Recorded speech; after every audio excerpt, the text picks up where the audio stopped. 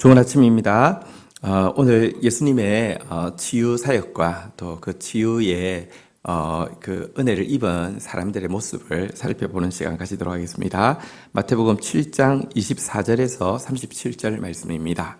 24절 예수께서 일어나사 거기를 떠나 두로 지방으로 가서 한 집에 들어가 아무도 모르게 하시려 하나 숨길 수 없더라. 자, 예수님께서 이제 쉼을 필요로 하셨습니다. 또 제자들에게 쉼을 이렇게 주기적으로 주시기를 원하셨습니다. 그래서 이제 유대 땅을 떠나서 이제 이방인들의 지경 이 두로 땅까지 조용히 들어가서 아무도 모르게 이제 하려고 했습니다. 그러나 문제는요, 숨길 수가 없었습니다. 예수의 소문을 듣고 그 이방인들마저도 무수히 예수님 앞에 나왔기 때문입니다.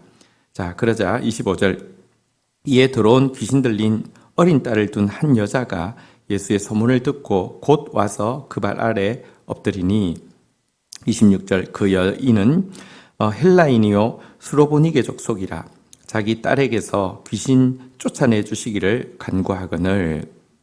자, 딸이 귀신 들린 한 여인 이방인이고요. 또 구체적으로는 수로보니게 족속의 여인이 예수님 앞에 나왔습니다.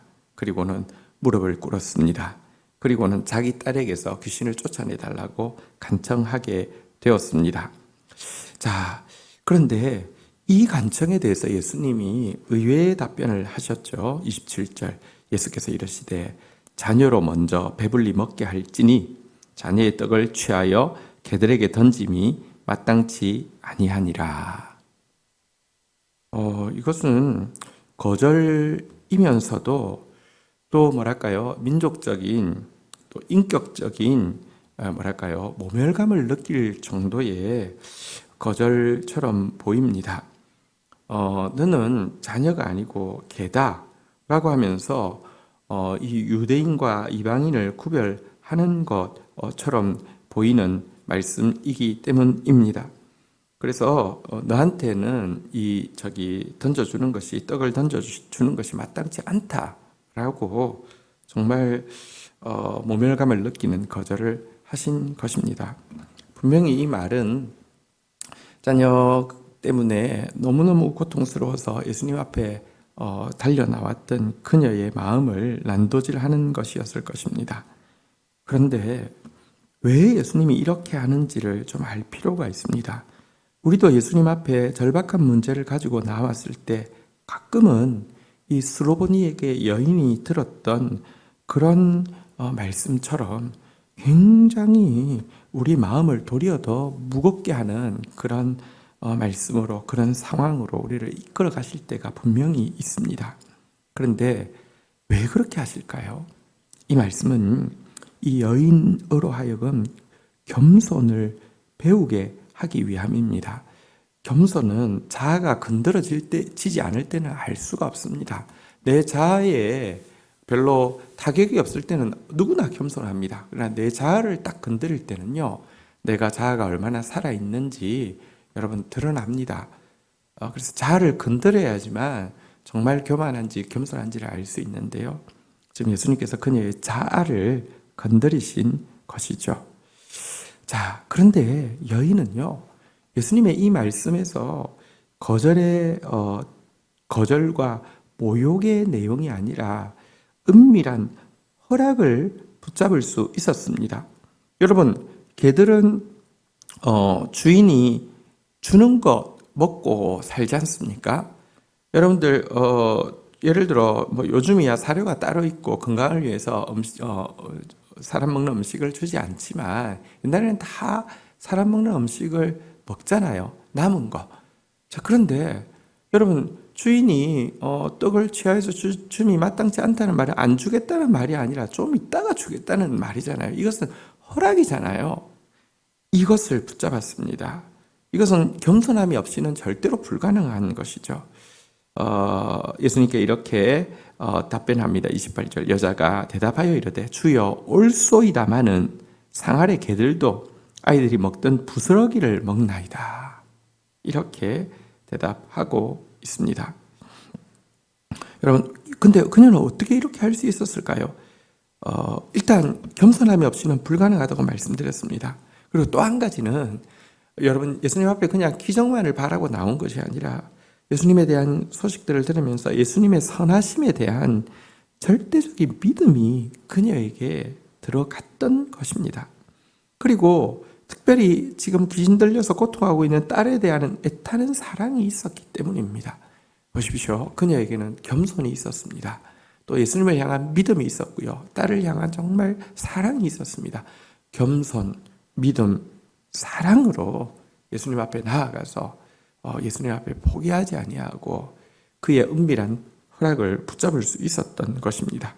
그러자 29절 예수께서 이르시되 이 말을 하였으니 돌아가라 귀신이 내 딸에게서 나갔느니라 하시매 30절 여자가 집으로 돌아가 본즉 아이가 침상에 누웠고 귀신이 나갔더라. 예수님 뭐라고 하셨습니까? 한번 따라하겠습니다. 이 말을 하였으니 돌아가라. 여러분, 이 말을 하였으니 무슨 뉘앙스입니까? 이 말을 기다렸다는 것입니다. 이 정답을 기다렸다는 것입니다. 정말 겸손의 말, 믿음의 말, 사랑의 말을 기다렸다는 것입니다. 오늘도 예수님은 우리 퀴즈를 내십니다. 그리고 그 퀴즈는 어떨 때는 굉장히 우리 삶에 터프하게 다가옵니다. 너무 매정해 보이기도 하고요. 너무 좀 모욕적으로 느껴지기도 하고요. 너무 우리 마음을 난도질하는 것처럼 보이기도 합니다. 그러나 이 말을 하였으니 딩동댕 이 말씀을, 이 판정을 내리려고 기다리고 있음을 기억하시고 겸손의 사람, 믿음의 사람, 사랑의 사람으로 설 수 있기를 주의 이름으로 축원드립니다. 자, 31절부터 보도록 하겠습니다. 예수께서 다시 두로 지방에서 나와 시돈을 지나 데가볼리 지방을 통과하여 갈릴리 호수에 이르시매 예수님이 이제 두로 시돈을 거쳐서 요단 동편인 데가볼리 10개의 이방 그 도시를 거쳐서 다시 갈릴리 호수에 도착하셨습니다. 32절 사람들이 귀먹고 말 더듬는 자를 데리고 예수께 나와 안수하여 주시기를 간구하거늘 33절 예수께서 그 사람을 따로 데리고 무리를 떠나사 손가락을 그의 양귀에 넣으시고 침을 뱉어 그의 혀에 손을 대시며 자 이번에는 이 귀먹고 말 더듬는 자를 예수님께 이제 데리고 나와서 안수해달라고 사람들이 부탁을 했습니다. 자, 그런데 예수님께서요, 이번에는 좀 특이하게 그 사람을 따로 데리고 나아갔습니다. 무리와 함께 있기를 허락하지 않고 따로 데리고 나왔습니다. 무리는 지금 자기가 딱 병은 없지만 병든 사람을 데려와서 병든 사람을 고치는 예수님의 기적 쇼를 좀 보고자 하는 그런 사실은 믿음이 아니라 이 뭐랄까요 흥미로 나왔던 사람들이 많았던 것 같습니다. 근데 예수님은 이 지금 귀먹고 말 더듬는 이 한 사람이 인격적인 믿음으로 말미암아 치유뿐 아니라 구원에 이르는 것에 관심이 있었기 때문에 그를 따로 데리고 나아간 것인 것입니다. 그리고 예수님은 말씀으로만으로도 얼마든지 고치실 수 있는 분인데요. 손가락을 양귀에 넣고요. 또 침을 뱉어서 그의 혀에 손을 또 대시기도 했습니다. 이렇게 하고 나서는 이렇게 해가지고 혀에다가 입을 대시기도 하셨습니다. 이것은 인격적인 그 터치를 가지기를 원하시는 것이죠. 그냥 기능적인 안수해 주십시오 했는데 그냥 기능적인 안수가 아니라 그 영혼과 인격적으로 귀와 이 입이 이렇게 말이 이렇게 막혀 있는 그에게 인격적인 터치를 하신 것입니다. 그리고는요 34절 하늘을 우러러 탄식하시며 그에게 이르시되 에바다 하시니 이는 열리라는 뜻이라. 하늘을 우러서 탄식했습니다. 왜 탄식하셨을까요? 그의 마음의 고통을 깊이 공감하셨다는 뜻이고요. 하나님께서 정말 아름답게 만들어서 생명의 말씀을 들을 수 있고 사랑의 언어를 사용할 수 있게 만든 인간이 영적으로도 육적으로도 이렇게 비참하게 된 것은 죄 때문이고요. 죄를 향한 탄식이고요. 또 죄 배후에 있는 사탄을 향한 분노를 나타내는 것입니다. 그러면서 에바다 하셨습니다. 에바다 열리라는 뜻이죠. 이제 그에게 이제 귀 먹고 말 더듬는 이 과거의 시대가 아니라 새 시대가 열릴 수 있도록, 귀가 열리고 혀에 맺힌 것이 풀리는 새 시대가 열릴 수 있도록 에바다 외치셨습니다. 이것은 흑암과 혼돈과 공허밖에 없던 세상을 향해서 빛이 있으라라고 외치던 바로 그 창조주의 권위 있는 말씀과 같은 것이었습니다. 그러자 35절 그 얘기가 열리고 혀가 맺힌 것이 곧 풀려 말이 분명하여졌더라. 36절 예수께서 그에게 경고하사 아무에게도 이러지 말라 하시되 경고하실수록 그들이 더욱 널리 전파하니. 37절 사람들이 심히 놀라 이르되 그가 모든 것을 잘하였도다. 못 듣는 사람도 듣게 하고 말 못하는 사람도 말하게 한다 하니라.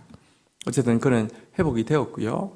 또 이제 예수님은 계속 많은 사람들에게 만약에 홍보 효과라고 하면 무리를 모은 상태에서 기적을 행하셨겠죠. 근데 따로 하신 이유는 인격적인 믿음 없이는 온전한 치유가 일어날 수 없고, 예수님이 이 세상에 인기를 끌기 위해서 사람들에게 사람들의 인기에 영합하기 위해서 오시지 않았다는 것을 분명히 보여주십니다. 이것 때문에 이렇게 이 일에 대해서 말하지 말라고 했는데 앞에서도 그렇지만 계속 사람들은 이것에 대해서 전파하게 되었고요. 그러나 어쨌든 또 이 소식을 들은 사람 중에서 사람들이 예수님에 대해서 그가 모든 것을 잘하였도다라고 이렇게 이제 고백을 하고 있는 내용도 기록되어 있습니다. 모든 것에 능하고 모든 것을 아름답게 하시는 주님, 사실은 주님의 손길이 닿는 곳마다 보시기에 심히 좋았더라 하신 아름다운 역사가, 재창조의 역사가 일어나는 것을 또 엿볼 수도 있습니다. 주신 말씀 붙잡고 기도하며 나가도록 하겠습니다.